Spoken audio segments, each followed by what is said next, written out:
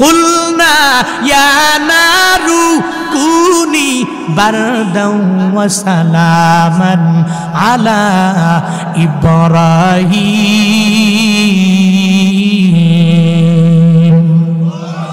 আল্লাহ পাক বলেন কুলনা, জামা মুতাকাল্লিমের সিগা। আল্লাহ পাক বলেন আমি বললাম কুলনা ইয়া নারে আগুন কুনি তুমি হয়ে যাও বারদান ওয়া সালামান, এমন শান্তিদায়ক হয়ে যাবা, ঠান্ডা হবা, তবে ঠান্ডা হইয়া বরফ হয়ে যাবা না, যেই বরফে আমার ইব্রাহিম বরফের কারণে গলে গলে যাবে। ও আগুন রে, তুমি আমার ইব্রাহিমের জন্য এমন হয়ে যাবা, না ঠান্ডা না গরম, একটা শান্তিদায়ক তুমি হয়ে যাও। ইব্রাহিম নবীরে আগুনের মধ্যে ফালাইয়া দেওয়ার পরেও পুরে না, ওই আগুন তারে জ্বালাইতেও পারে না, আগুন জ্বালায় না। এই কুদরত দুনিয়ার কোনো বান্দার না, এই কুদরত একজনের, চিহ্ন বলো তার না। কাদের কুদরত দারি বর কামাল, আন্তা রব্বি আন্তা হাসবি জুল জালাল, তুহি কাদির জলিলুল্লাহ জাহাদার বহর হালে, তুহি মেরা নিগাহদার। আল্লাহ পাকের কুদরত আগুনে ফালাইলো, এরপর ইব্রাহিম নবী যখন পুড়ে না, আগুনে পুড়ে পুড়ে সারখার হয়ে গেছে, এটা নমরুদ মনে করলো। নমরুদ তো এখন টেনশন ফ্রি হয়ে গেল, আমার একমাত্র শত্রুরে আমি আগুনের মধ্যে ফালাইয়া ভস্ম করে দিলাম, তারে পুড়ে পুড়ে সারখার করে দিলাম। ইব্রাহিম নবী আগুন থেকে সুন্দর যেভাবে পড়ছে ওইভাবে নিয়া যখন নমরুদের সামনে গিয়া দাঁড়ায়া যায়, এবার নমরুদ তো মনে মনে কয়, কিরে ইব্রাহিমের তো ফালাইয়া দিলাম, এত বড় আগুনের মধ্যে ফালাইলাম, এরপরেও কেন সে মারা গেল না, এরপরেও কেন সে মরল না। নমরুদ ইব্রাহিমের দেখিয়া এবার মাথা আরো পাগল হয়ে গেল। ইব্রাহিম তুমি মরলা না, কেমনে মরলা না? ইব্রাহিম কয়, আমি তো দুনিয়ার কোনো কিছুর জন্য আগুনে পড়ি নাই, আমি তো আমার মাওলার একত্ববাদের বাণী প্রচার করার কারণে তুমি আমারে ফালাইছো।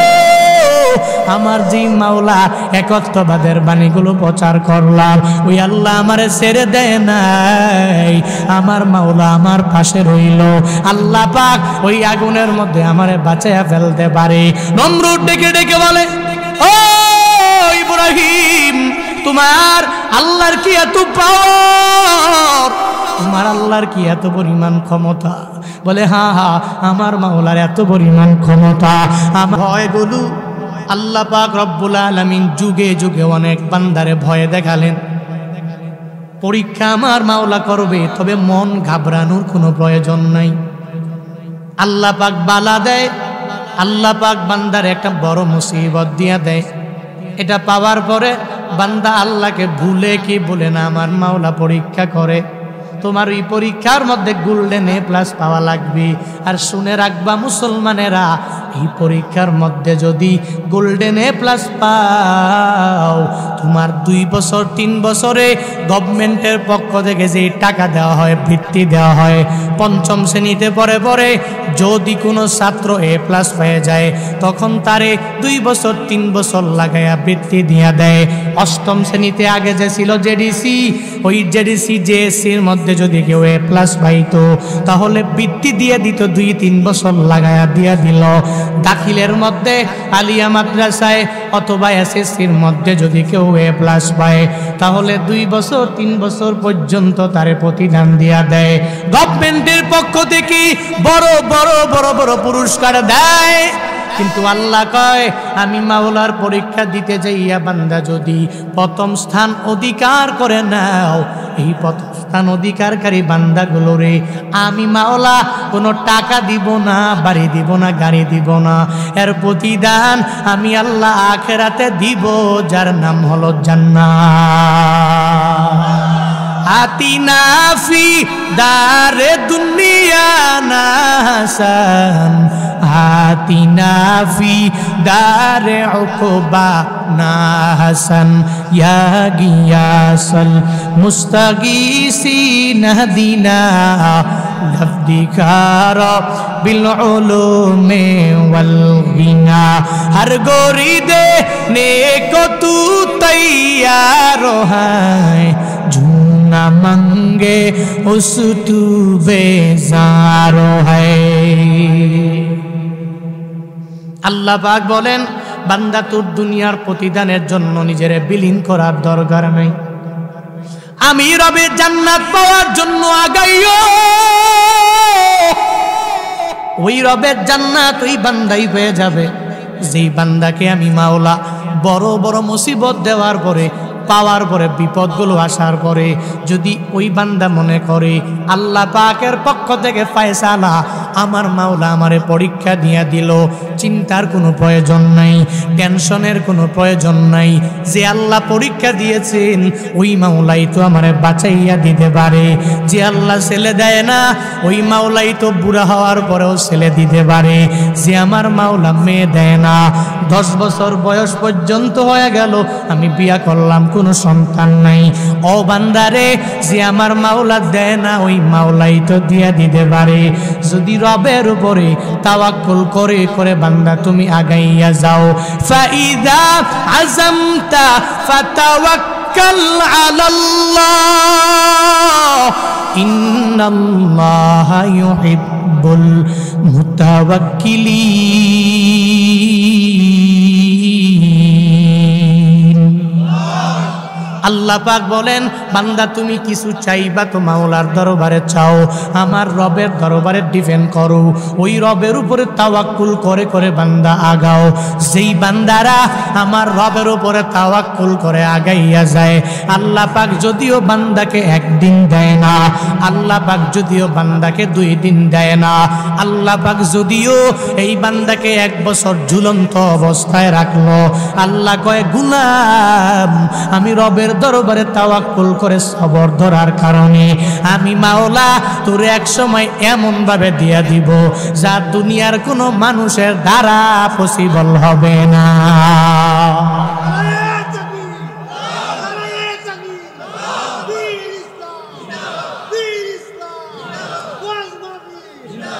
ও বান্দা তোমার উপরে পরীক্ষা আসবে, তুমি যদি চিন্তা করো এই পরীক্ষার মধ্যে মন ঘাবড়া যাবে, হবে না।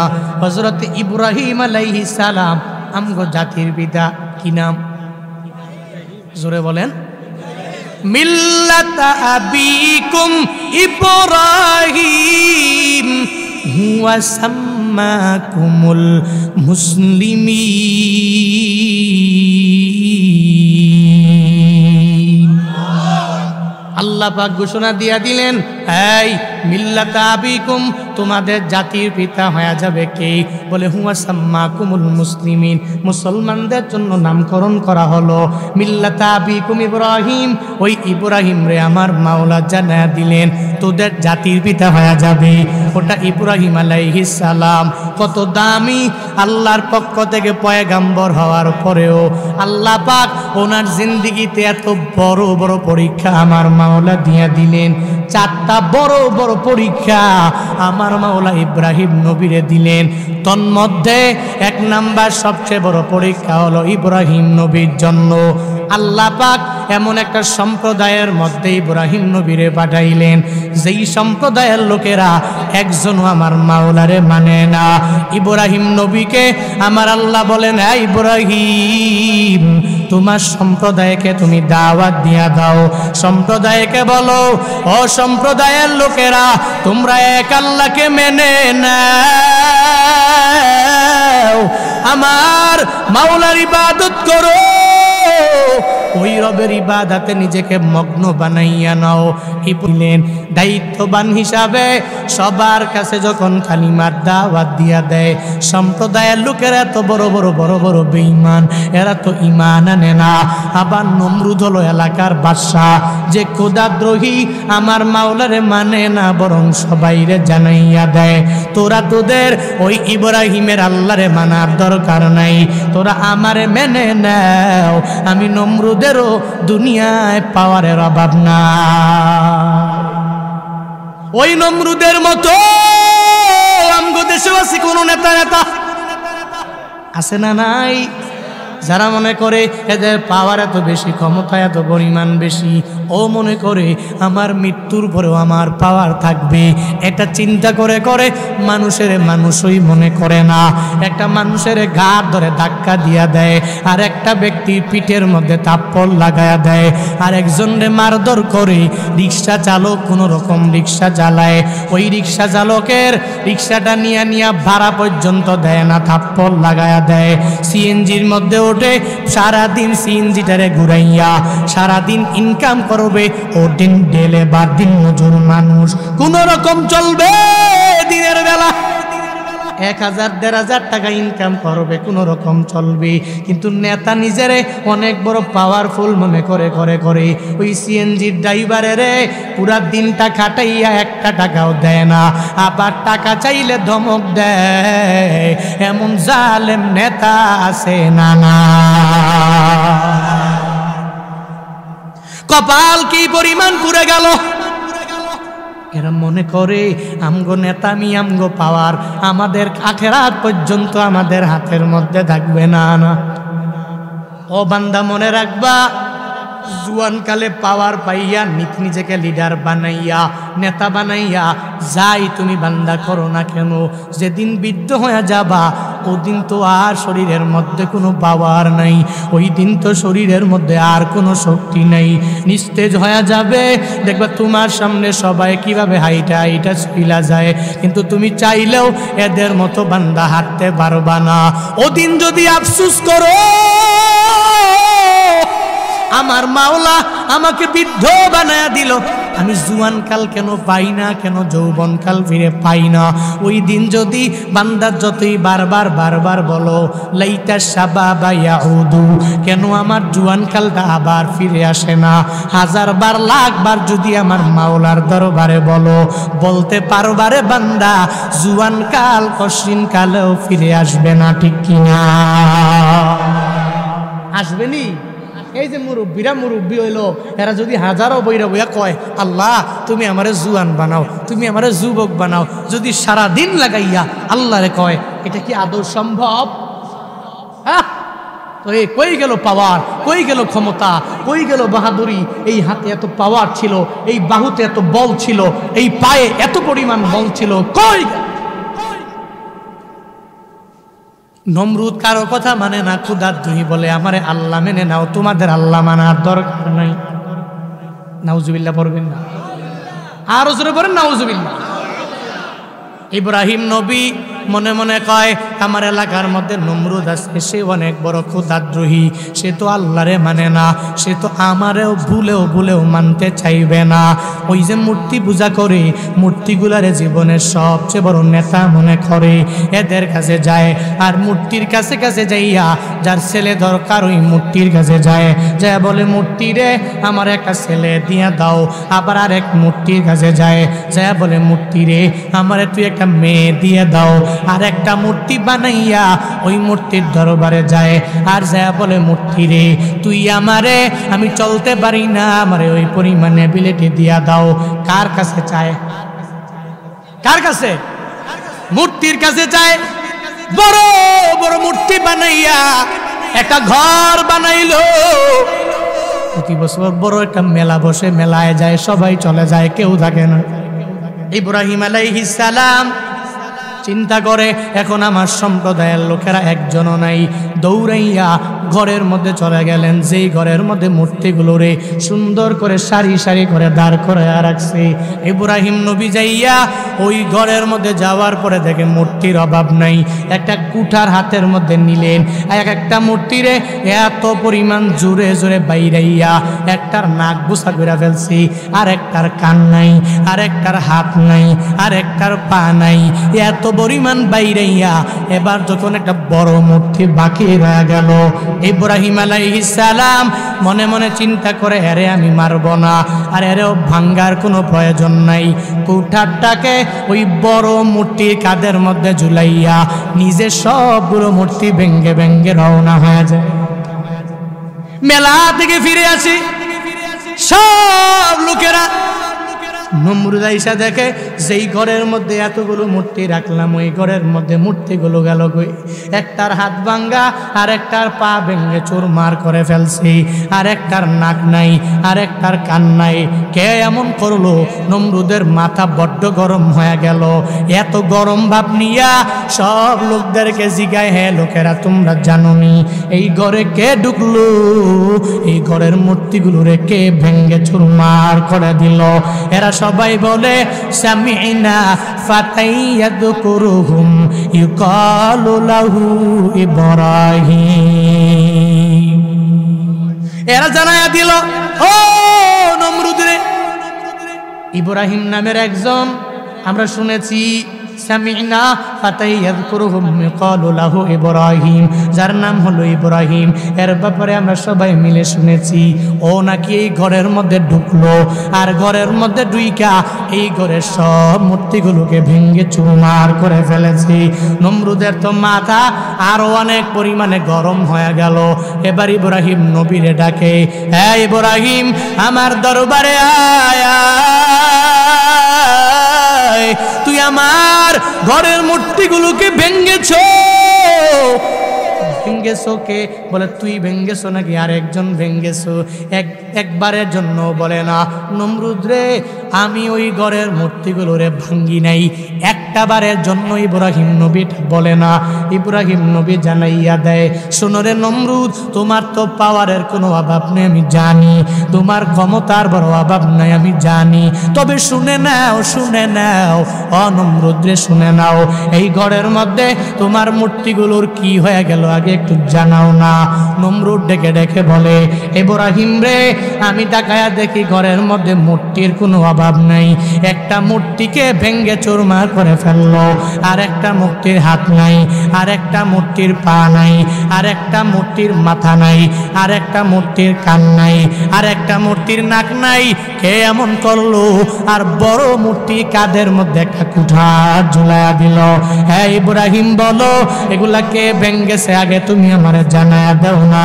ইব্রাহিম নবী ডেকে বলে, হ্যাঁ নমরুদ, দুনিয়ার স্বাভাবিক নিয়ম তুমি ফলো করা লাগবে, যাও ওই ঘরের মধ্যে যায় দেখ, ওই ঘরের মধ্যে যেই মূর্তি কাদের মধ্যে একটা কুঠার ঝুলানো আছে, স্বাভাবিক নিয়ম হলো যে অস্ত্র নিয়ে দাঁড়ায় থাকে সে তো আর একজনের মারে, আর যার হাতে অস্ত্র নাই সে কিভাবে মারবে?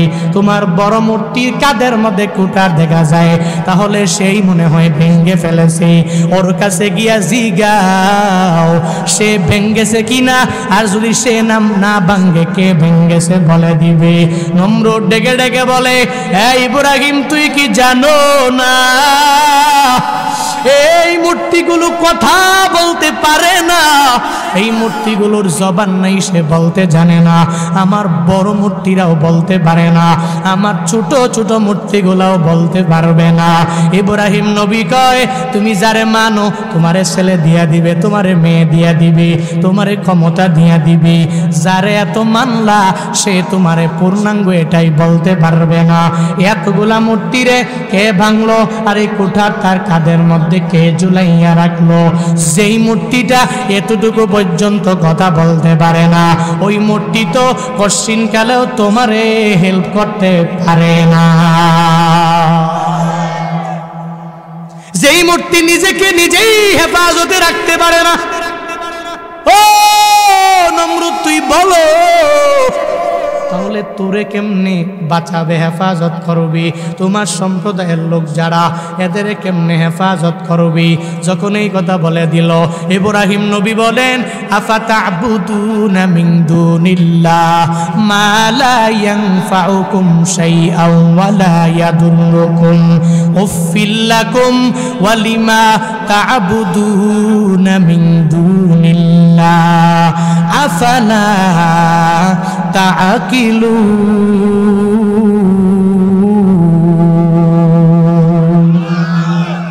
ইব্রাহিম নবী বলেন, আফাতা'বুদুনা মিন দুনিল্লাহ, আল্লাহকে বাদ দিয়ে তোমরা কি এমন কিছু মূর্তির ইবাদত করো, মা লা ইয়ানফাউকুম শাইআ, যেই মূর্তিগুলো তোমাদের বিন্দু থেকে বিন্দু মাত্র পরিমাণ উপকার করতে পারে না, ওয়ালা ইয়াদুররুকুম, এবং তোমাদের কোনো ক্ষতিও করতে পারে না, উফফিল লাকুম, ইব্রাহিম নবী বলে শতধিক তোমাদের জন্য ওয়ালিমা তা'বুদুনা মিন দুনিল্লাহ, আর তোমরা যার যেই মূর্তিগুলোর পূজা করো ওই মূর্তিগুলোর জন্য ধিক দিয়ে দিলাম।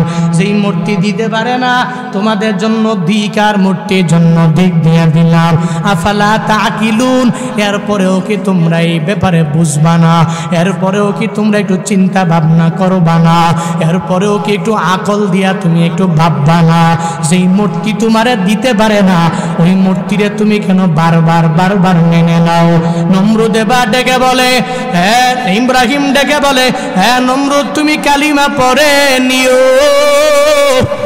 আমার হাতে পড়া লাগবে এমন না, আমার আল্লাহকে ঈমান এনে মানলেই তো হয়ে যাবে। যখন নমরুদের বলে, নমরুদের মাথা বড় গরম হয়ে গেল। এর মানে ইব্রাহিম এতগুলা মূর্তি যার কাছে আমরা পূজা করি বারবার, তুই এগুলারে ভেঙ্গে টুকরা টুকরা করে ফেলেছো। ইব্রাহিম নবী এর পরেও বলেন আমি করেছি, বলে আমার কথার ভাবে কি বোঝা যায় না? এবার নমরুদের মাথা বড় গরম। নমরুদ ডেকে ডেকে বলে, এই আমার লোকেরা 40 মাইল পর্যন্ত তোমরা অগ্নিকুণ্ড জ্বালাও, আর ওই আগুনের মধ্যে এই ইব্রাহিম রে নিয়ে ফেলাইয়া দাও। এবার নমরুদের কথা মেনে তার লোকেরা 40 মাইল পর্যন্ত অগ্নিকুণ্ড জ্বালাইয়া ওই আগুনের মধ্যে আমার ইব্রাহিম নবীরে ফালাইয়া দিলেন। জাতির ভিতরে যখন ফালাইয়া দেওয়া হলো, জাতির পিতা যে আগুনে পড়ছে, এই যে আগুনের মধ্যে ফালাইয়া দেওয়া হলো, বান্দারে বলো বলো টাকার জন্য ওখানে পড়ছে নাকি? হ্যাঁ, বাড়ি করবে এজন্য তো পড়ে নাই, গাড়ি করবে এজন্য পড়ে নাই, অনেক টাকাওয়ালা হওয়া লাগবে এই চিন্তা নিয়ে ওই জায়গায় ফালায় নাই। নমরুদের সম্পদগুলো লুণ্ঠন করে করে নিয়ে গেল, এজন্য ওই জায়গার মধ্যে ফালায় নাই। তাহলে কেন ফালাইলো? বলে হকের কথা বলছে, নমরুদের গায়ের মধ্যে লেগে গেল। এতদিন পর্যন্ত নমরুদ মনে মনে মনে মনে কয় আমার তো পাওয়ারের অভাব নাই, আমার তো ক্ষমতার কোনো অভাব নাই, আমি বড় পাওয়ারফুল। এই লোকেরা, সম্প্রদায়ের লোকেরা, তোরা সবাই আমারে মানা লাগবে, আমারই মানবি। বারবার বারবার ওই নমরুদ সবাইরে বলে দিল। কিন্তু ইব্রাহিম নবী তো আইসা তিনি নিজে সবাইরে এটা জানায়া দিল, না রে তোরা মানতে পারো না, এই মূর্তিগুলো তোদেরকে দিতে পারে না, তোদের একজন দিতে পারে, চিল্লা বলো তার না।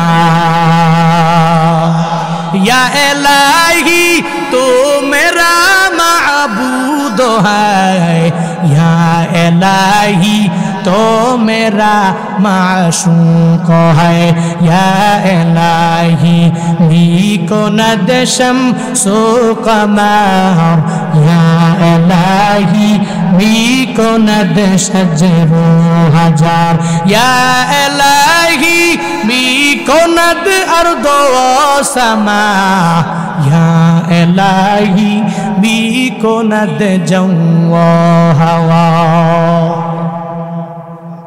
পৃথিবীর সব মূর্তি মিলাইয়া তোমার যা দিবে আমার আল্লাহ এর চাইতে কম দিবে না বেশি দিবে? মূর্তি দেওয়ার ক্ষমতা আছে? দিতে পারে কে? আরো জোরে বলেন।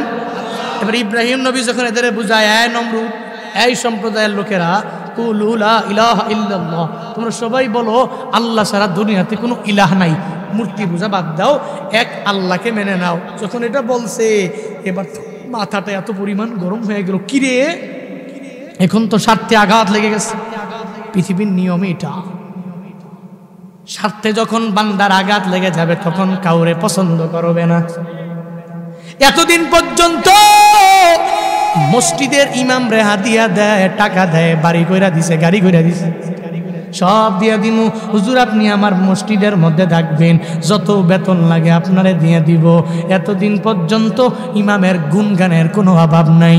যেদিন থেকে ইমাম ওই মসজিদের জুমার মধ্যে সুদের বয়ান করে দিল, ঘুষের বয়ান করে দিল, বেনামাজির কি পরিণতি হয়ে যাবে এই ব্যাপারে যখন বয়ান করা আরম্ভ করে দিল, এক কথায় যেই জুমার বয়ান থেকে ইমামটা হকের কথা বলে, এখন তো মাথা ঠিক নাই, কেশিয়ার বলে এই ইমাম রাখবো না, এর বিদায় করে দাও।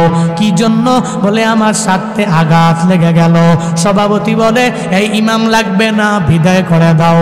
কেন রে? বলে স্বার্থের মধ্যে আঘাত লেগে গেল। সহসভাপতি বলে এই খতিবরে আমার মসজিদে আর এক জুমায়ও দেখতে চাই না। কেন? বলে আমার স্বার্থের মধ্যে বড্ড আঘাত লেগে গেল, তারে এখান থেকে বিদায় করে দাও। এভাবে বিদায় করে দেয় কেন? এতদিন পর্যন্ত ইমাম ভালো, এতদিন পর্যন্ত খতিব ভালো, এখন থেকে কেন ইমামরে ভালো লাগে না?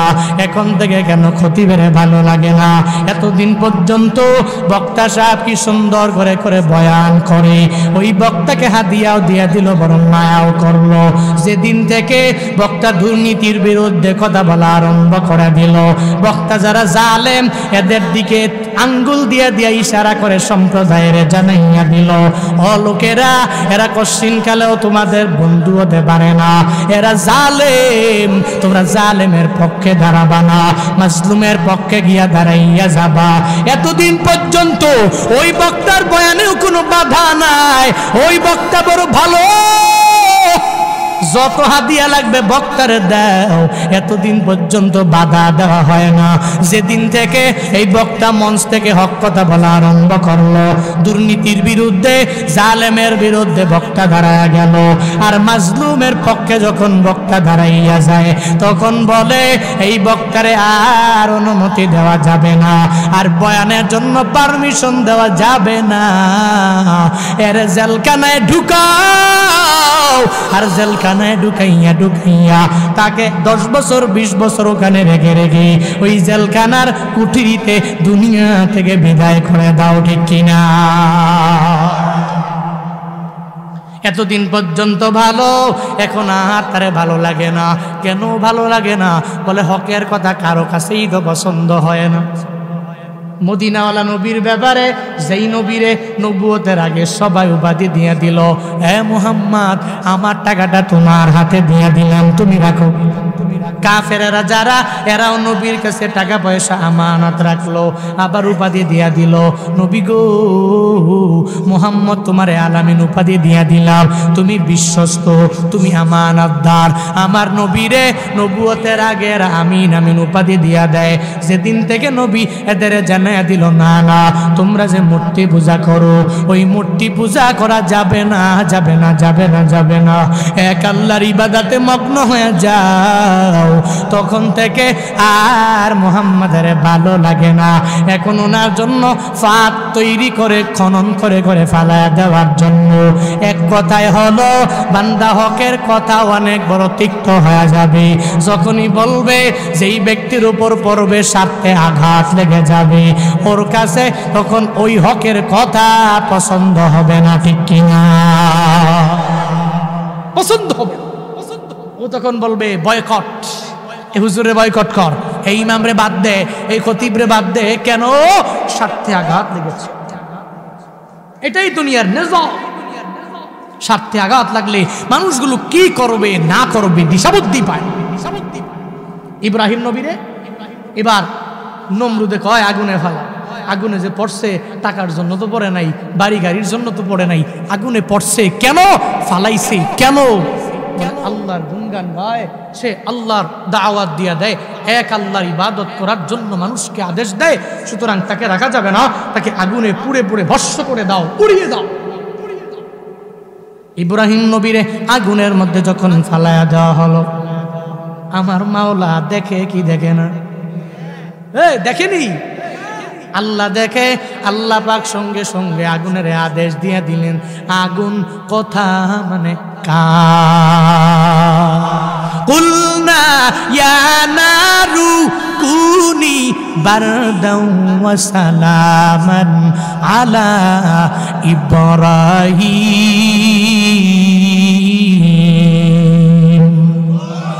আল্লাহ পাক বলেন কুলনা, জমা মুতাকাল্লিমের সিগা।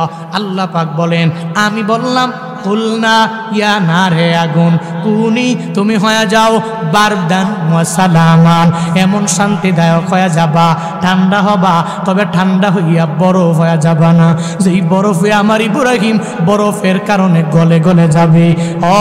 ও আগুন রে, তুমি আমার ইব্রাহিমের জন্য এমন হয়ে যাবা, না ঠান্ডা না গরম, একটা শান্তিদায়ক তুমি হয়ে যাও। ইব্রাহিম নবীরে আগুনের মধ্যে ফালাইয়া দেওয়ার পরেও পুরে না, ওই আগুন তারে জ্বালাইতেও পারে না, আগুন জ্বালায় না। এই কুদরত দুনিয়ার কোনো বান্দার না, এই কুদরত একজনের, চিন্না বলো তার না।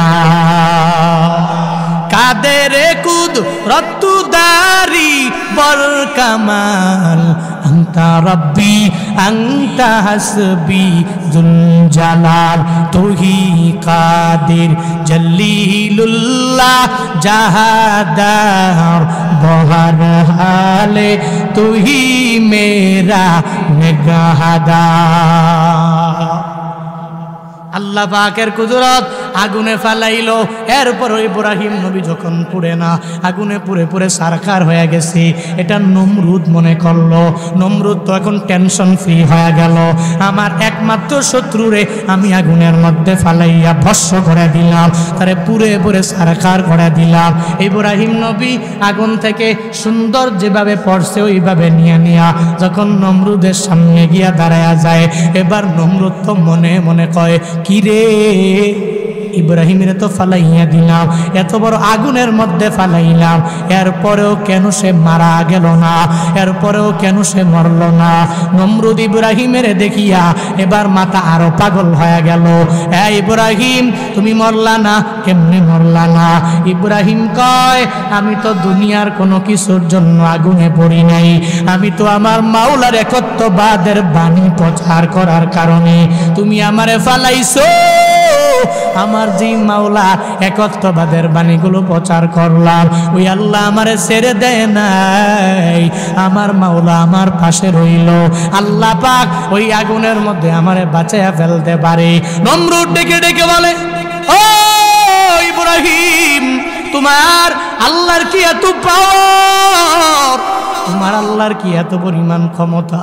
বলে, হ্যাঁ হ্যাঁ, আমার মাওলার এত পরিমাণ ক্ষমতা, আমার মাওলার এত পরিমাণ পাওয়ার। বলে, কত পাওয়ার? হ্যাঁ ইব্রাহিম, তোমার আল্লাহর সাথে আমি যুদ্ধের ঘোষণা দিয়ে দিলাম। নাউজুবিল্লাহ কয় না? আর জোরে কয় না? কি কয়? তোমার আল্লাহর যত পাওয়ার, যুদ্ধের ঘোষণা দিলাম, যাও।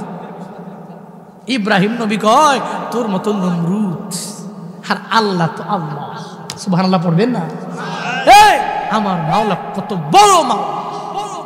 নমরুদে কয়, ইব্রাহিম যাও, তোমার আল্লাহ তো বড়, তোমার আল্লাহ তো পাওয়ারফুল, এর সাথে যুদ্ধের ঘোষণা হয়ে যাবে, যুদ্ধ করব। ইব্রাহিম নবী কয়, ঠিক আছে যুদ্ধ করবা, আমার তো কোনো কিছু নাই, দলবল নাই, জনসমর্থন নাই, লোকটুক নাই, আছে আমার আল্লাহ। আল্লাহু আকবার পড়ে না? ছিল্লে এখন মারহাবা। ইব্রাহিম নবী কি কয়, আমার জনসমর্থন কেউ নাই, লোকটুক কেউ নাই, তুমি বলে তোমার লগে যুদ্ধ করার মতো ক্ষমতা আমার নাই, আমার শুধু আছে আল্লাহ। আসো ময়দানে, দেখি আমার আল্লাহ কি জবাব দেয়। নমরুদ সব সৈন্যবাহিনী লইয়া যখন একটা বড় খোলা ময়দানে চলে গেলেন, ইব্রাহিম নবী সামনে দাঁড়ানো, নমরুদ একটা তীর আসমানের উপরে, আসমানের দিকে লক্ষ্য করে যখন মারলেন, তীরটা উপরে চলে গেল। এবার কয়, এই ইব্রাহিমের খোদা, আসো আসো আমার সাথে যুদ্ধ করার জন্য আসো। একটা তীর যখন উপরে মারলো, আল্লাহ কয়, তোর মতো নমরুদের সাইজ করার জন্য আমার বাহিনী লাগবে না, আমার ফেরেশতা লাগবে না, আমার কোনো বান্দা লাগবে না, আমার প্রতিপালিত আমি যে একটা মশা নামক একটা প্রাণী আমি আল্লাহ বানাইছি, ওই মশার দলটা যদি আমি মাওলা পাঠাইয়া দেই, ওই মশার দলেরাই তোর সাথে যুদ্ধ করে জয়ী হয়ে যাবে। আমার আর কিছু লাগবে না, শুধু মশাগুলো হয়ে গেলে হয়ে যাবে। আল্লাহ পাক এবার নমরুদের সাথে যুদ্ধ করার জন্য আল্লাহ কিছু পাঠায় না, কোনো মানুষ পাঠায় নাই, কোনো ফেরেশতা পাঠায় নাই। ওই মশাগুলোরে আল্লাহ অর্ডার দিয়া দিলেন, মশারে যাও যাও এবার নমরুদের সাথে একটু যুদ্ধ কইরা আসো।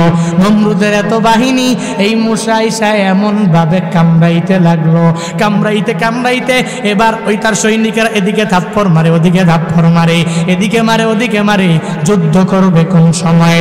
মশায় কামড়াইতে কামড়াইতে এমন একটা পর্যায়ের মধ্যে নিয়ে গেল, যেই মশার জন্য এখন তো আমরা খাসার মধ্যে পর্যন্ত ঢুইকা গেলাম, বাঘের ভয়েও খাসায় যায় না। মুসলমান এই বান্দা হ্যাঁ মানুষ একটা মশার ভয়ে মশারি টানায়, ঠিক কিনা?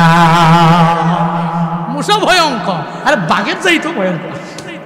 ওরে বাপরে বাপ, যদি কামড়ানি ধরে আর রাগ করে যদি কামড়ানো শুরু করে, বংশ লইয়া, এর মায়ের লইয়া, এর বাপের লইয়া, এর পরিবার লইয়া যদি শুরু করে যে এই লোকের কামড়ামো, দিলে দেখবেন আপনার মশারি টশারি কি কোন দিক দিয়ে ফাঁক পাইছে, ঢুইকা কামড়ানি আরম্ভ করছে। ওরে কামরানি রে, মানে মশার জ্বালাতন, এরকম জ্বালাতন আর পৃথিবীতে মনে আবার কেউ দেয় না। এত জ্বালা মাঝে মাঝে দেয়। মশায় কয় আল্লাহ পাক আদেশ দিয়া দিলেন, এই মশা যাও, নমরুদের সাথে যুদ্ধ করার জন্য বাহিনী লাগবে না, শুধু তোমরাই যাও, একটু কামড়াইয়া দিয়া সহজ করে দিয়া। মশারা আসলেন, আচ্ছা এমনভাবে কামড়াইতে লাগলেন, একটা পর্যায়ে নমরুদের সব সৈন্যবাহিনী ছিন্ন ভিন্ন হয়। এরা এক জায়গায় থাকতে পারে না। মশায় কামড়ালে দেখবেন মাথা মতো গরম হয়ে যায় মাঝে মাঝে, এদিকে থাপ্পড় এদিকে থাপ্পড়, করবো কি, রাগ উঠে যায়। এরা কি যুদ্ধ করবে? সব সৈনিকেরা একটা পর্যায়ে ছিন্ন ভিন্ন হয়ে গেলেন। নমরুদ কয় মশা এত কামড়ায় কে, তাহলে তো এখানে থাকা যাবে না। নমরুদ দিছে দৌড়, আর যুদ্ধ করা যাবে না। দৌড় দিতে যাইয়া একটা ল্যাংরা মশা ঢুকে গেছে নাকের ভিতর দিয়া। আল্লাহু আকবার পড়ে না? আল্লাহর সাথে গাদ্দারি, আল্লাহর সাথে গাদ্দারি। আল্লাহ কয় আমার পাওয়ারের কাছে পৃথিবীর সব ক্ষমতা দুর্বল, আমি মাওলার পাওয়ার এমন। আল্লাহু আকবার, মিন কুল্লি শাইইন, পৃথিবীর সব কিছু থেকে বড় কে? আরো জোরে বলেন বড় কে? আল্লাহ। ছোট্ট একটা ল্যাংরা মশা ঢুকলো নাকের ভিতর দিয়া, দিছে দৌড়। বাড়িতে বাসায় যাওয়ার পরে কি মাথার মধ্যে কি ভ্যান ভ্যান করে কি যেন কামড় দেয়, কেমন কেমন যেন লাগে। কি রে, আমার সৈনিকেরা তো মশার কামড়ের কারণে ছিন্ন ভিন্ন হয়ে গেছে, না কাহিনী একটা ঘুরে গেছে মনে হয় মশা একটা ঢুকছে যেমনিও। তবে মাথার মধ্যে যাওয়ার পরে ওই জায়গায় তো মৃত্যুবরণের কথা, কিন্তু মরলো না কেন? আসলেই তো স্বাভাবিকভাবে কান দিয়ে মাঝে মাঝে দেখবেন কিছু পোকা ঢুকে, যতক্ষণ পর্যন্ত ভিতরে থাকে যদি বের না হয়, একটু ভিতরে গেলেই মারা গেল, শেষ, মইরা যাবে। এত পরিমাণ গরম, এই গরমে সে টিকতে পারবে না, অটোমেটিক মারা যাবে। স্বাভাবিক সাইন্টিফিক নিয়ম হলো যদি ঢুকে তাহলে তো মারা যাওয়ার কথা, কিন্তু ওখানে সে জীবিত রইল কেমনে? আল্লাহ কয় এটা আমি মাওলার কুদরত। ওই জায়গায় মশা জীবিত, একটু একটু পিন মারে, প্রথমে নিজের জুতাটা হাতে লইয়া দিছে বাড়ি। রাগ উঠে গেছে, কি যে এখানে এমন করে কেন, আমি এত বড় খোদা, কিন্তু এখানে আমার কামড়ায় কেন? মাথা বড় গরম হয়ে গেল, দিছে ফিডা, একবার পিড়ে একটু আরাম পায়, একটু পরে আটা পিড়া দেয়, একটু আরাম পায়। একটা পর্যায়ে দেখা গেল এটা শেষ হচ্ছে না, এবার এক সৈনিক ভাড়া করছে। সৈনিক, তুই আমারে একটু শান্তি দেওয়া লাগবে, আমি শান্তিতে ঘুমাতে পারছি না, শান্তিতে থাকতে পারছি না। কি আরাম দেওয়া লাগবে মনিব বলেন তো? জাহাপনা বলে আরাম দেওয়া লাগবে, আমার মাথার ভিতরে মনে হয় একটা মশা অথবা কিছু একটা ঢুকছে, খালি এই জায়গাটা কেমন গেলে বিড়বিড় বিড়বিড় করে, তুমি খালি একটু জোরে জোরে মারবা, আর মারলে আস্তে করে আমার মনে একটু শান্তি হবে। একটা পর্যায়ে যখন তাকে আদেশ দেওয়া হলো, সে একটা মুগুর, কেউ কেউ বলেন জুতা, এক একজনের এক একটা কথা দিছেন ফিডা, একটা একটা করে দেয়, একটু আরাম লাগে, আবার দেয়, একটু আরাম লাগে, আবার দেয়, একটু আরাম লাগে। একটা পর্যায়ে কয়েকদিন চলে গেল। মুফাসসিরিনে কেরাম বলেন, কেউ কেউ বলেন 40 বছর পর্যন্ত সেটা নিয়ে ভুগেছে, 40 বছর পর্যন্ত ভুগছে এই মশার কামড়ের কথা। একটা পর্যায়ে সৈনিক এত বেতৃষ্ণা হয়ে গেলেন, মাথা বড্ড গরম হয়ে গেল, তার পিড়াইতে পিড়াইতে পিড়াইতে আমার হাতই ব্যথা হয়ে গেছে।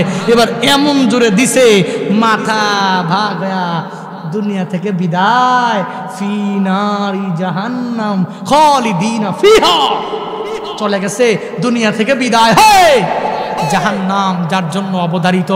আল্লাহ কয় ইব্রাহিম নবীরে আমি আল্লাহ এক একটা পরীক্ষা দিয়েছি, প্রথম নাম্বার পরীক্ষা তার কওমের সব লোকেরা উল্টা পাল্টা, তাকে আমি পরীক্ষা দিয়েছি তুই এই কওমটাকে সোজা করবি কালিমার দাওয়াত দেওয়ার মাধ্যমে, লা ইলাহা ইল্লাল্লাহ দাওয়াত দেওয়ার মাধ্যমে। আল্লাহ ছাড়া কোনো ইলাহ নাই, আল্লাহ ছাড়া কোনো মাবুদ নাই, আল্লাহ ছাড়া কোনো ইবাদত পাওয়ার যোগ্য কেউ নাই, এটা দিয়া তুই সবার কাছে দাওয়াত দিয়া দিবে। এটা ইব্রাহিম আলাইহিস সালাতু ওয়াস সালামের প্রথম পরীক্ষা। শিক্ষা হলো তোমার আমার জন্য শিক্ষা। চলার পথে আল্লাহ যেদিন ধরবে নমরুদের মতোই শেষ করে ছাড়বে। চিল্লা এখন ঠিক কিনা?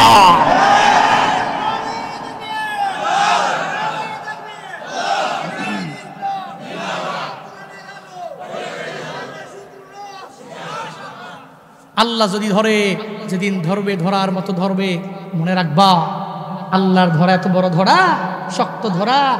নমরুদকে আল্লাহ পাক একটা ল্যাংরা মশার মাধ্যমে বিদায় করছে। এত বড় পাওয়ারফুল যে ব্যক্তি, তারা বিদায় করেছে। তোমায় আমি কত বড় পাওয়ারফুল হয়েছি, কত বড় টাকাওয়ালা হয়েছি, কত বাড়ির মালিক হয়েছি, কত গাড়ির মালিক হয়েছি। কি হয়েছে আমি? কেন অহংকার, কেন কিবির, কেন নেতৃত্বের আসনে বসে, কেন মানুষের উপর জুলুম, কেন নির্যাতন? আল্লাহ পাক বুঝদান করেন। আরো জোরে পড়েন, আল্লাহ পাক হিদায়াত নামক দৌলত দান করেন। আরো জোরে পড়েন আমিন। এবার যদি মনে করেন আমি চলার পথে এজ এ লিডার আমি ভালো মানুষ, আলহামদুলিল্লাহ। আর যদি মনে করেন যে মানুষের উপর জুলুম করি, তো আপনার উপরে অটোমেটিক পড়বে, স্বাভাবিক। বয়ান তো আমার এটা কোনো নির্দিষ্ট কোনো ব্যক্তিকে বলেছি আমি না, নির্দিষ্ট কোনো ব্যক্তিকে বলি নাই। যে ব্যক্তি জুলুম করে ওর গায়ে অটোমেটিক লাগবে, যে ব্যক্তি দুর্নীতি করে অটোমেটিক তার গায়ের মধ্যে লাগবে, যে ব্যক্তি অন্যায় অপরাধ করে নিজেকে বড় মনে করে পৃথিবীর সব মানুষকে তার চাইতে ছোট মনে করে, ওই ব্যক্তির গায়ে এটা অটোমেটিক পড়বে। এখন তার গায়ে পড়লে কি পড়লো কি পড়লো না ওটা দেখার তো টাইম নাই। এই কথা ইব্রাহিম আলাইহিস সালাতু ওয়াস সালাম আজ থেকে শত শত হাজার বছর আগের কথা, ওটা বলেছি। বাবা রাগ করেছেন আপনারা? কি কষ্ট পেয়েছেন নাকি আপনারা?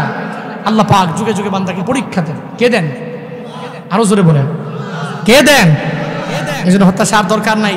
2 নম্বরে পরীক্ষা, এটা একটু বলেই শেষ করব। 2 নম্বর পরীক্ষা হলো ইব্রাহিম আলাইহিস সালাতু ওয়াস সালামের বয়স 120 বছর, হাজারার বয়স 90 বছর। এখনো আল্লাহ পাক কোনো সন্তান দেয় না। কি দেয় না? সন্তান না পাইলে আব্বা আম্মা গো মাথা ঠিক আছে? আহারে, একটা সন্তানের জন্য কত কিছু করে। একটি পুত্র দে রে আল্লাহ, একটি পুত্র দে, কামাই খাইবার আশা নাই রে মাটি দিবকে, কামাই খাইবার সাদ নাই রে মাটি দিবকে। সন্তান নাই, খালি আল্লাহর কাছে কয় আল্লাহ তুমি একটা ছেলে দাও, তুমি একটা মেয়ে দাও, সন্তান দাও। একটা দিলেই হইছে। 10 বছর 15 বছর 20 বছর হয়ে গেছে, বিয়ে করছে, সন্তান নাই। এরকম কি নজির প্রমাণ নাই? নাই, আছে, অভাব নাই। ইব্রাহিম আলাইহিস সালাতু ওয়াস সালামের বয়স 120 হয়ে গেল। হাজেরা ইব্রাহিম নবীর স্ত্রীর বয়স যখন 90 হয়ে গেল। প্রতি সময় আমার মাওলার দরবারে বারবার বলে রাব্বি হাবলি মিনাস সালিহিন। আল্লাহর দরবারে বারবার বলে ইব্রাহিম নবী, আল্লাহ গো তুমি আমারে একটা সলিহীন একটা সন্তান দিয়া দাও, সলিহীনদের অন্তর্ভুক্ত হবে, ভালো নেক আমলওয়ালা হবে, ভালো হবে, একটা ভালো সন্তান তুমি আমায় দাও। এটা বারবার বারবার বলে। হাজেরা একদিনই দোয়া করতে শুনে শুনে মুস্কি মুস্কি হাসে। আর যা বলে, ও স্বামী আমার, আমি বুড়ি হয়ে গেলাম, তুমি বুড়া হয়ে গেলা, কিন্তু এখন কেন সন্তান চাও? এখন কি সন্তান দিবে নাকি? যখন এই প্রশ্ন করে দিল, আমার মাওলা সঙ্গে সঙ্গে ইব্রাহিম নবীরে জানায়া দিল, ইব্রাহিম রে, আমি মাওলা মানুষ বানাইতে পারি। আমি মাওলা তোরে বানাইছি, তোর পুরা পরিবার বানাইছি, পৃথিবীর সব কিছু আমি মাওলা যেই আল্লাহ বানাইতে পারলাম, আমি মাওলা তোমার বৃদ্ধ বয়সে একটা ছেলে একটা মেয়ে দিতে পারি। হাজেরা ইব্রাহিম নবীকে যায় যায় বলে, ইব্রাহিম স্বামী আমার, আপনি কেন আমার মাওলার দরবারে এই বয়সে সন্তান চান? আমার মাওলা তো দিবে না, দিলেও আমরা নিতে পারবো না, আমরা বয়সের কারণে বড় ভারী বৃদ্ধ হয়ে গেলাম, আমরা নিতে পারবো না। আল্লাহ পাক সঙ্গে সঙ্গে জানায়া দিলেন, ফাবাশশারনাহু বিগুলামিন হালিম।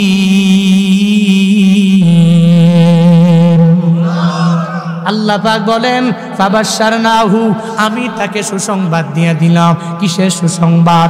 বিগুলামিন হালিম, একটা এমন গোলাম যেটা ধৈর্যশীল হয়ে যাবে, অনেক ভালো হয়ে যাবে, অনেক সহলে হয়ে যাবে। এক কথায় আমি আল্লাহ তারে নবীও বানাইব। ও ইব্রাহিম, এই বৃদ্ধ বয়সে আমি তোমার ইসমাইলে উপহার দিয়ে দিলাম।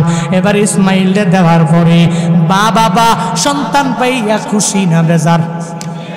হ্যাঁ, ওরে কত পরিমাণ খুশি জানো?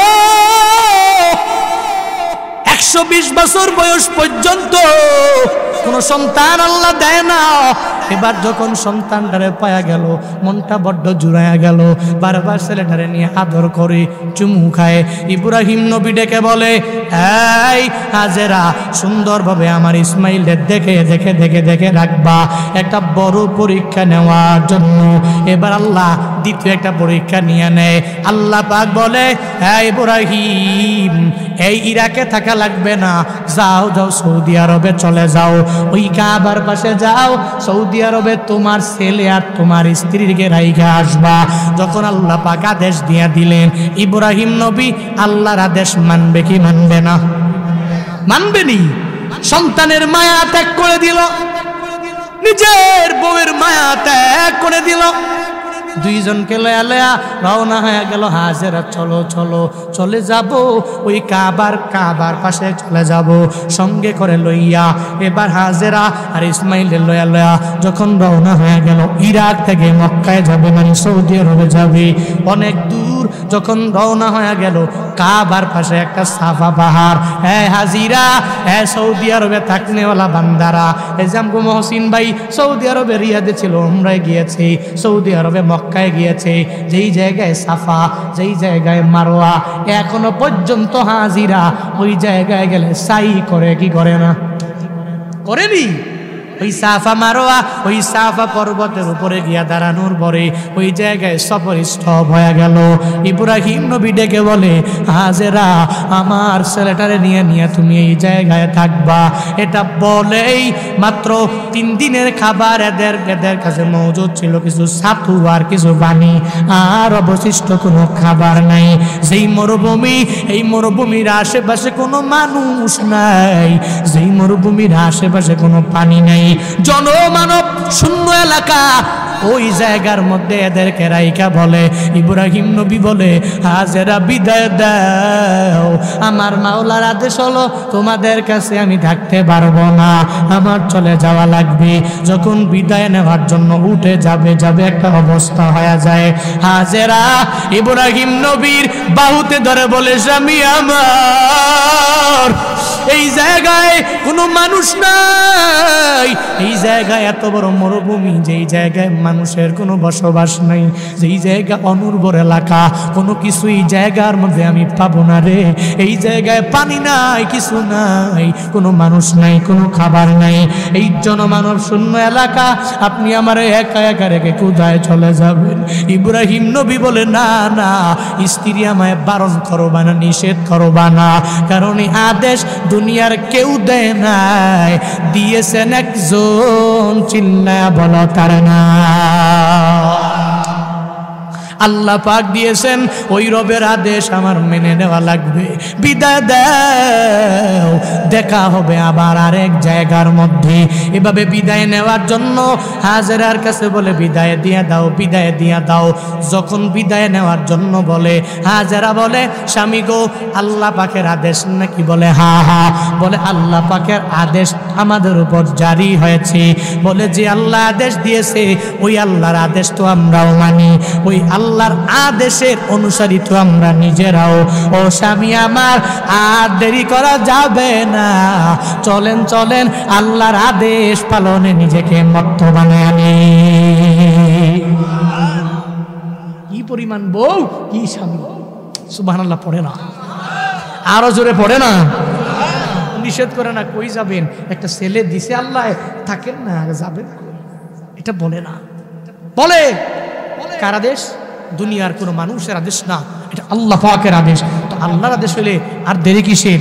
জানগা, আল্লাহর আদেশ তো আমিও মানব, আপনিও মানবেন, আমার ছেলে ইসমাইলও মানবে, তো মানা তো লাগবেই। যান, আল্লাহর আদেশ পালন করার জন্য এই জায়গা ত্যাগ করে চলে যান। পড়ে না সুবহানাল্লাহ। ইব্রাহিম নবী হাজেরা আর ইসমাইলে রেখে রেখে তিনি চলে গেলেন উনার সফরে। আল্লাহ পাকের আদেশ মানবে, ওই আদেশ মানার জন্য যখন তিনি রওনা হয়ে গেলেন, ও বান্দা একটু মনোযোগের কান লাগায় বান্দা শুনে নাও। হাজেরা ইসমাইলে নিয়ে নিয়ে অনুর্বর এলাকার মধ্যে বসবাস করতে লাগলেন। ওদিকে ইব্রাহিম নবী যাওয়ার পথে আমার মাওলার দরবারে আবদার জানায়, ও দয়ার মালিক রব্বানা ইন্নী আসকানতু যুররিয়াতি বিওয়াদিন গায়রি জি জারইন ইনদা বাইতিকাল মুহাররাম। ও দয়ার মালিক, আমি আমার সন্তানরে, আমার বিবিরে এমন একটা অনুর্বর জায়গার মধ্যে রেখে গেলাম যেটা কাবার পাশে, ইনদা বাইতিকাল মুহাররাম, তোমার পবিত্র ওই ঘরের নিকটে আমি আমার সন্তানগুলো রেখে গেলাম রে আল্লাহ, আবাদ করার জন্য। সেই অনুর্বর জমি, বিওয়াদিন গায়রি জি জারইন, এটা অনুর্বর পাহাড়, অনুর্বর উপত্যকা। এই উপত্যকার মধ্যে আমি এদেরকে রেখে রেখে আমি মাওলা তোমার কাছে নিয়ে গেলাম। ও আল্লাহ, আমার বিবি আর আমার সন্তানকে তুমি দেইকা রাখিও। হাজেরা 3 দিন যখন চলে গেল, খাবার ফুরাইয়া গেল, পানিও ফুরাইয়া গেল। এবার সন্তানটারে পানি তো দেওয়া লাগবে, নিজেও পানি খাওয়া লাগবে, না হয় এত গরমের মধ্যে থাকা বড় দুষ্কর হয়ে যাবে। পানির জন্য ওই মা সাফা থেকে মারোয়া দৌড়ায়। হাজেরা সাফা থেকে মারোয়া, মারোয়া থেকে সাফা, সাফা থেকে মারোয়া, মারোয়া থেকে সাফা, সাফা থেকে মারোয়া। ইন্নাস সাফা ওয়াল মারওয়াতা মিন শাআইরিল্লাহ ফামান হাজ্জাল বাইতা আও ইতামারা ফালা জুনাহা আলাইহি আইয়াতাওয়াফা বিহিমা ওয়া মান তাতাওয়া খায়রান ফাইন্নাল্লাহা শাকিরুন আলীম।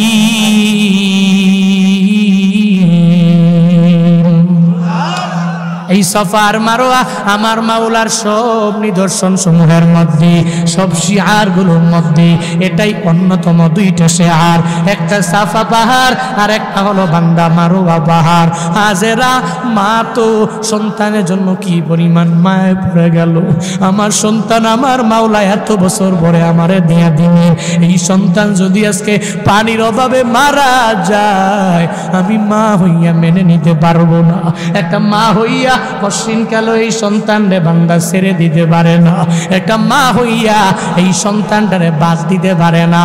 ও বান্দারা, তুমগো জন্য তুমগো মায়েরা কি পরিমাণ কষ্ট করলো, আমগো মায়েরা আমাদের জন্য কি পরিমাণ কষ্ট করেছি।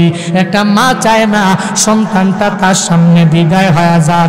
এই যে শীতকাল বর্তমানে চলছে, দেখবেন মায়েরা নিজে যদি সন্তান একবার প্রস্রাব করে দেয়, প্রস্রাব করে দিলে বাবারা এত গুরুত্ব গুরুত্ব দেয় না, পাত্তাও দেয় না।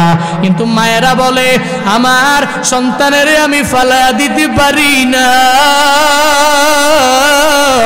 আমার সন্তান ঠান্ডার মধ্যে থাকবে, এই ঠান্ডার মধ্যে থেকে থেকে ঠান্ডা লেগে যাবে, আমি আমার সন্তানের বেলায় পারি না।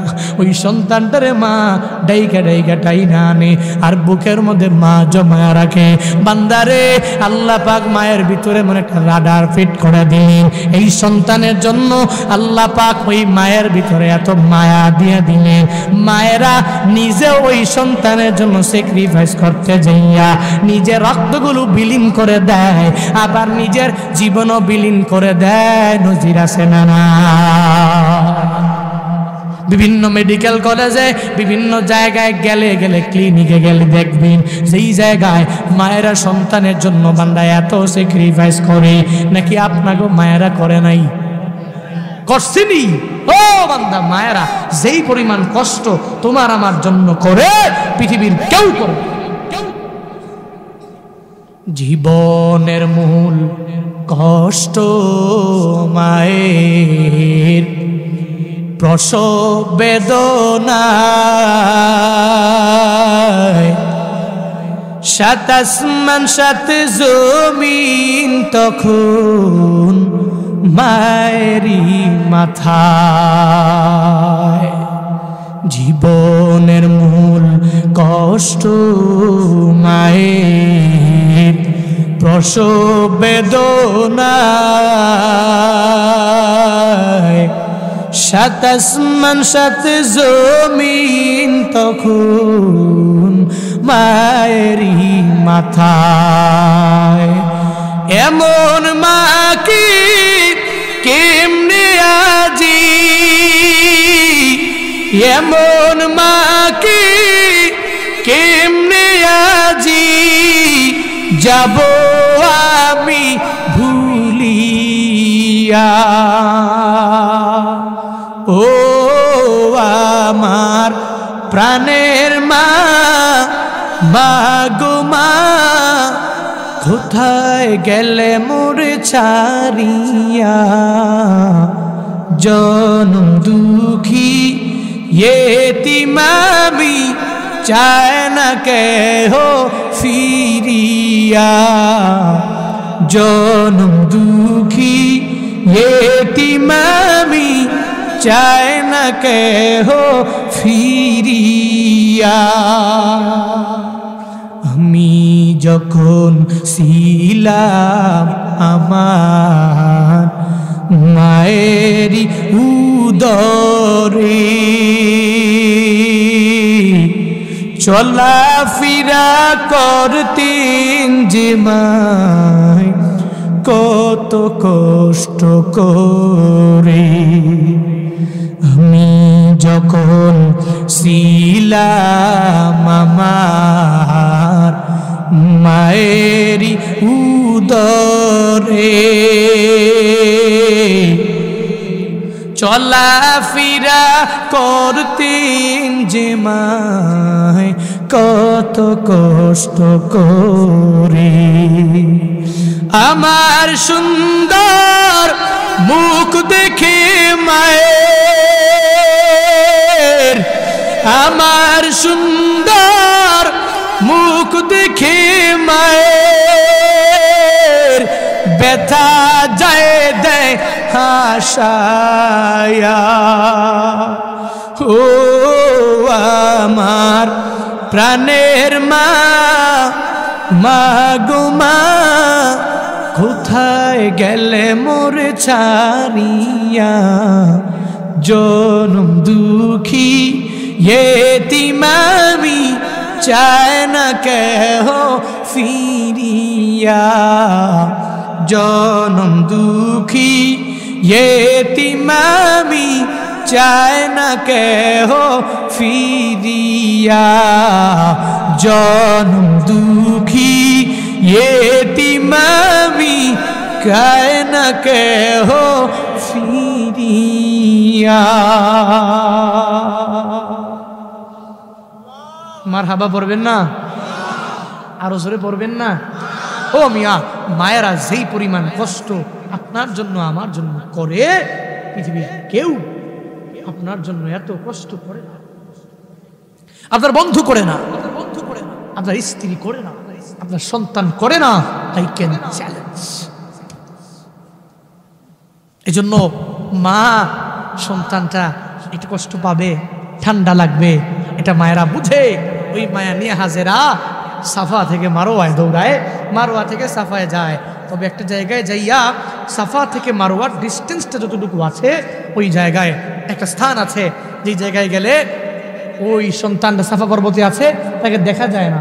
ওই জায়গাটা খুব দ্রুত গতিতে দৌড় দেয়। তো দৌড় দিলে যে মারোয়ায় ওঠে, মারোয়ায় উঠা উকি দিয়ে তাকায়, ছেলেটাকে আল্লাহকে বাঁচায় রাখলেন নাকি দুনিয়া থেকে বিদায় করে নিয়ে গেলেন। একটা ভয় মায়ের অন্তরে তো অটোমেটিক কাজ করে। এই জন্য ওই জায়গায় আসলে জোরে দৌড় দেয়, যে মারোয়ায় ওঠে। আবার মারোয়া থেকে সাফায় আসার সময় এই জায়গায় আসলে একটা দৌড়ে দৌড় দেয়। আল্লাহর কাছে হাজেরার এই দৌড় বড্ড পছন্দ হয়ে গেছে, বড্ড পছন্দ হয়ে গেছে। আল্লাহ পাক যার কারণে আজও হাজিরা ওমরা করনেওয়ালারা বাইতুল্লাহ যাও, তাওয়াফ করে সাফা মারওয়া সাই, as-sa'yu বাইনা সাফা ওয়াল মারওয়া, এই জায়গায় গেলে সবুজ বাতি দিয়ে এখনো আছে। এই জায়গায় মুরব্বীরা দৌড় দেওয়া লাগবে, জুয়ানরা দৌড় দেওয়া লাগবে। আমি বড় লিডার, আমি দৌড় দিব না এমন না, দৌড় দেওয়া লাগবে। যারা যারা ওমরা করার জন্য গিয়েছেন, আপনারা দৌড় দিয়েছেন। আল্লাহ পাক সবাইকে জীবনে একবার হলেও সাফা মারওয়া সাই করার তৌফিক দান করেন। আরো জোরে পড়েন আমিন। আল্লাহ পাক জীবনে একবার হলেও মদিনা ওয়ালা নবীর রওজা সশরীরে গিয়ে সালাম দেওয়ার তৌফিক দান করেন। আরো জোরে পড়েন আমিন। তো বাবা, ওই জায়গায় গেলে দেখবেন একটা জায়গা আছে, উপরে সবুজ বাতিগুলো যতটুকু পরিমাণ আছে, এই জায়গায় আসলে একটা জোরে দৌড় দেয়। ওটা কি জন্য দেয়? ওই হাজেরার দৌড় আমার মাওলার কাছে বড্ড পছন্দ হয়েছে, যার কারণে আল্লাহ পাক কিয়ামত পর্যন্ত যত হাজিরা হজ করবে, এই জায়গায় আসলে দৌড় দেওয়া লাগবে। চিল্লা এখন মারহাবা। আরো জোরে পড়েন সুবহানাল্লাহ। হাজেরা দৌড়ায় দৌড়ায় দৌড়ায়, একটা পর্যায়ে যখন 7টা চক্কর দেওয়া শেষ হয়ে গেল, হ্যাঁ, সাফা মারওয়া মারওয়া সাফা, সাফা মারওয়া মারওয়া সাফা, 7টা চক্কর দেওয়ার পরে সাফায় যাওয়ার পরে দেখে যে পানি কোথাও নাই। কোথায় পাবে? জনমানবহীন এলাকা, কোনো মানুষ নাই, মানব শূন্য এলাকা, কিচ্ছু নাই, পাবে কই? আর চিন্তা, ছেলেটাকে কি খাওয়াবো? আবার মনে মনে কয় আল্লাহ তো আছে, আল্লাহ তো এটা ব্যবস্থা করবে। যাই দেখে ছেলেটা মাটির মধ্যে জুড়ে জুড়ে নিজের পা দিয়ে আশ্রয়, আর মা তাকায় দেখে যেখানে ছেলে ইসমাইল জুড়ে জুড়ে পা দিয়ে মাটির মধ্যে পাগুলোকে ঝাড়ছে, ওই জায়গা থেকে পানির ফুয়ারা থাম থাস করে বের হচ্ছে। পড়েন না সুবহানাল্লাহ। আরো জোরে পড়েন না সুবহানাল্লাহ। যেই জায়গায় পা জোরে জোরে মারতেছে, ওই জায়গা থেকে পানির ফুয়ারাগুলো বের হচ্ছে। হাজেরা কয় জামজাম, আর লাগবে না, এত পানি দিয়ে করবো কি? চিল্লা এখন না মারহাবা। ও মিয়া, ওই মা জামজাম। এখনো পর্যন্ত এই জামজাম কত দামি পানি জানো? পৃথিবীর তো বিভিন্ন পানিগুলো এক জায়গায় রাখলে অথবা এক কূপে থাকলে মাঝে মাঝে এটার কালার চেঞ্জ হয়, এটার বিভিন্ন স্বাদ চেঞ্জ হয়, কত কিছু হয়। কিন্তু মায়ে জামজাম, ওই ইসমাইল নবী পা থেকে যে ফুয়ারা বের হয়েছে, ওই সময়ে যেই ছিল পানি, আজও পর্যন্ত ওই জমজমের পানির স্বাদ একই রকম, আজও পর্যন্ত ওই জমজমের পানির মজা একই রকম, আজও পর্যন্ত ওই জমজমের পানির কালারটা একই রকম, কোনো চেঞ্জিং নেই। কেন হয়েছে? বলে ইসমাইল নবীর পায়ের আঘাতের মাধ্যমে যেই জায়গায় পানির ফুয়ারা বের হয়েছে, পশ্চিমকালেও তো এই পানির কোনো চেঞ্জিং আসতে পারে না, কারণ একটা নবীর পা জোরে জোরে আশ্রানোর কারণে এই জায়গা থেকে এই ফুয়ারা বের হয়েছে।